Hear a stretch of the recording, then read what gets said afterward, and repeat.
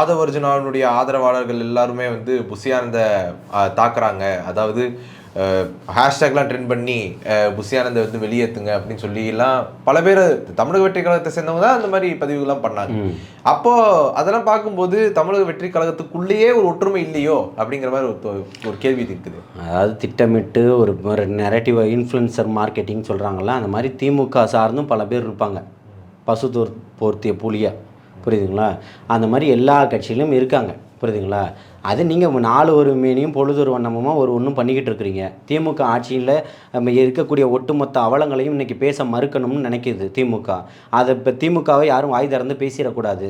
அப்போ அதுக்கு ஒரே ஆயுதமாக தமிழக வெற்றி கழகத்தை தான் பேச முடியும். அதனால் ஒவ்வொரு நாளும் ஒவ்வொரு செய்திகளை கட்டமைச்சு விழுத்து விட்டுக்கிட்டு இருக்குதே தவிர்த்து இதில் எந்த உண்மைத்தன்மையும் இல்லைன்னு சொல்கிறேன். நல்ல அபிப்பிராயமே இல்லை, அவர்கிட்ட ஒரு ஒருங்கிணைக்கிற தன்மையே இல்லை. சித்தார்த்துக்கு ஒருங்கிணைக்கிறதுல ஏதாவது தவறிட்டாரா அண்ணன் புஷியானந்த் அண்ணன் அவர்கள்?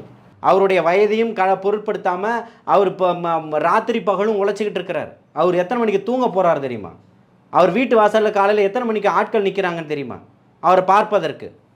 கட்சியில் அத்தனை பிரச்சனைகளும் அன்னன்னைக்கு பிரச்சனை ராத்திரி 2 மணியாக இருந்தாலும் உட்கார வச்சு பேசிட்டு போகக்கூடியவர். வரவர்களை அன்போடு அரவணைச்சு முதல் வார்த்தையை சாப்பிட்டியான்னு தான் கேட்பார். அந்த மாதிரி ஒரு மனிதர்.